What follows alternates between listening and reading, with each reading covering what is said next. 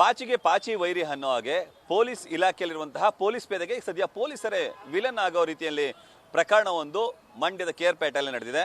ರಾಮನಗರದ ಜಿಲ್ಲಾಧಿಕಾರಿಗಳ ಗನ್ಮ್ಯಾನ್ ಸೈಯದ್ ಮನ್ಸೂರ್ ಅವರಿಗೆ ಮಾರಣಾಂತಿಕವಾಗಿ ಹಲ್ಲೆ ನಡೆದಿದ್ರು ಕೂಡ ಸರಿಯಾಗಿ FIR ಅನ್ನ ಆಗ್ತಿಲ್ಲ ಅಂತ ಹೇಳಿ ಪೊಲೀಸರ ವಿರುದ್ಧ ಆರೋಪ ಕೇಳಿ ಬರ್ತಿದೆ. ಇದ್ರ ಜೊತೆಗೆ ನಮಗೆ ರಕ್ಷಣೆ ಬೇಕು ಅಂತೇಳಿ ಸೈಯದ್ ಮನ್ಸೂರ್ ಅವರ ಕುಟುಂಬದವರು ಈಗ ಹೇಳುವಂತ ಕೆಲಸಕ್ಕೆ ಮುಂದಾಗ್ತಾರೆ. ಇನ್ನು ಸಾವು ಬದುಕಿನ ನಡುವೆ ಸೈಯದ್ ಮನ್ಸೂರ್ ಮೈಸೂರಿನ ಖಾಸಗಿ ಆಸ್ಪತ್ರೆಯಲ್ಲಿ ಚಿಕಿತ್ಸೆ ಪಡೆದಿದ್ದು ಅವ್ರ ಕುಟುಂಬಸ್ಥರು ನಮ್ಮ ಜೊತೆ ಇದ್ದಾರೆ. ಅವ್ರನ್ನ ಮಾತಾಡಿಸುವಂತ ಕೆಲಸಕ್ಕೆ ಮುಂದಾಗ್ತಾನೆ.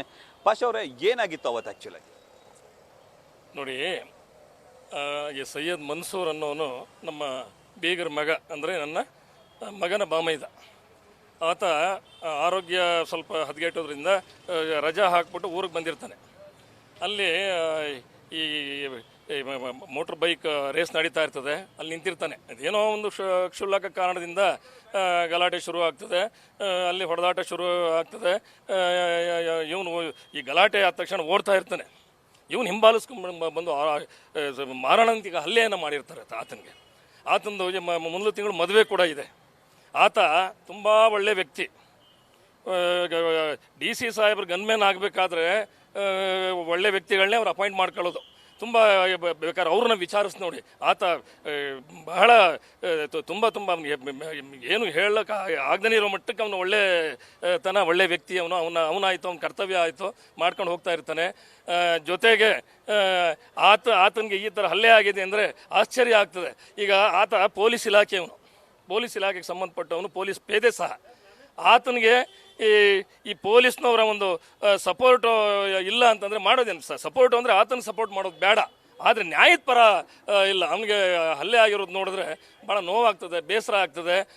ಆತ ಈ ಮಾರಣಾಂತಿಕ ಹಲ್ಲೆಯಿಂದ ಅವನು ಈ ಸಾವಿನ ಬದುಕಿನ ಮಧ್ಯೆ ಹೋರಾಡ್ತಾ ಇದ್ದಾನೆ. ಅಲ್ಲಿ ಕೇರ್ಪೇಟೆನಲ್ಲಿ ಅಪೂರ್ವ ಆಸ್ಪತ್ರೆಯಲ್ಲಿ ಅಡ್ಮಿಟ್ ಮಾಡಿದ್ದಾರೆ. ಅವನಿಗೆ ಅಡ್ಮಿಟ್ ಮಾಡಿದ್ರು ಹಿಂದೆ, ಬಟ್ ಅದು ಅಲ್ಲಿ ಚಿಕಿತ್ಸೆ ಫಲಕಾರಿ ಆಗದೇ ಇಲ್ಲಿ ಈ ಖಾಸಗಿ ಆಸ್ಪತ್ರೆಯಲ್ಲಿ ಅಡ್ಮಿಟ್ ಮಾಡಿದ್ದಾರೆ. ಇಲ್ಲೂ ಕೂಡ ಅವನು ಸಾವು ಬದುಕಿನ ಮಧ್ಯೆ ಹೋರಾಟ ಮಾಡ್ತಾ ಇದ್ದಾನೆ. ಆದರೆ ಈ ಇಂಥ ಒಂದು ಗೂಂಡಾಯಿಸಮ್ನ, ಈ ರೌಡಿಸಮ್ನ ಯಾವಾಗ ಮಟ್ಟ ಹಾಕ್ತಾರೆ ಅನ್ನೋದು ಅರ್ಥ ಆಗ್ತಾ ಇಲ್ಲ. ಈ ಪೊಲೀಸ್ನವರೇ ಇದಕ್ಕೆ ಸಪೋರ್ಟ್ ಮಾಡಿದ್ರೆ ಗೂಂಡಾಯಿಸಮ್ ಜಾಸ್ತಿ ಆಗದೆ ಇನ್ನೇನಾಗ್ತದೆ? ಅಲ್ಲ ಸರ್, ಪೊಲೀಸ್ ಪೇದೆ ಸರ್, ನಿಮ್ಮ ಮನೆಯಲ್ಲಿ ನೀವು ಹೇಳ್ತೀರಿ, ಬಟ್ ಅಂಥವ್ರಿಗೆ ರಕ್ಷಣೆ ಇಲ್ವಾ ಸರ್? ಹೇಗೆ? ಖಂಡಿತ ರಕ್ಷಣೆ ಇಲ್ಲ. ಇದು ಅವರು ಯಾವ ಒಂದು ಅಲ್ಲಿ ಸ್ಥಳೀಯ ಠಾಣೆ ಪೊಲೀಸ್ ಅಧಿಕಾರಿಗಳು ಯಾವ ಒಂದು ಒತ್ತಡದಿಂದ ಈ ಥರ ವರ್ತಿಸ್ತಾ ಇದ್ದಾರೋ ಗೊತ್ತಿಲ್ಲ.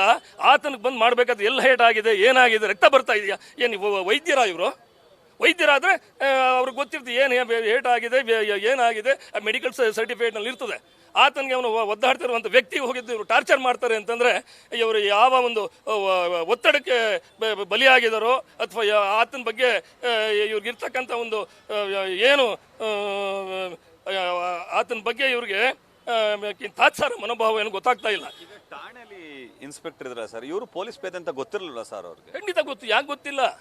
ಈಗ ಆತನೂ ಪೊಲೀಸೇ, ಆತನ ತಂಗಿನೂ ಪೊಲೀಸೇ, ಆತನ ಚಿಕ್ಕಪ್ಪನೂ ಕೂಡ ಪೊಲೀಸೇ, ಆ ಹುಡುಗನ ಅಣ್ಣನೂ ಕೂಡ ಪೊಲೀಸೇ, ಅವ್ರ ಕುಟುಂಬದಲ್ಲೆಲ್ಲ ಪೊಲೀಸೇ, ಈಗ ಎಲ್ಲರೂ ಕೂಡ ಪೊಲೀಸೇ.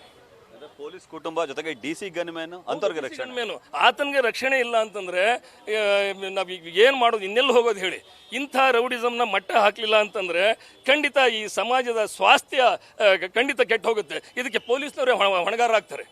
ಮುಂದಿನ ಕ್ರಮ ಏನು ಸರ್? ಏನಾಗಬೇಕು ಅಂತ ಆಗ್ರಹ? ಈಗ ನಮಗೆ ಈ ನ್ಯಾಯ ದೊರಕಬೇಕು.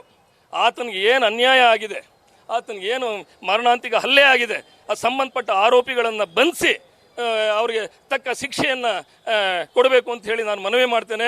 ಜೊತೆಗೆ ಇಂಥ ಒಂದು ರೌಡಿಸಮ್ನ ಮೂಲೋತ್ಪಾದನೆ ಆಗಬೇಕು, ಅದು ಕಿತ್ತು ಒಗೆಯಬೇಕು. ಇಲ್ಲಾಂದರೆ ಸಮಾಜ ಸ್ವಾಸ್ಥ್ಯ ಹಾಳಾಗ್ತದೆ.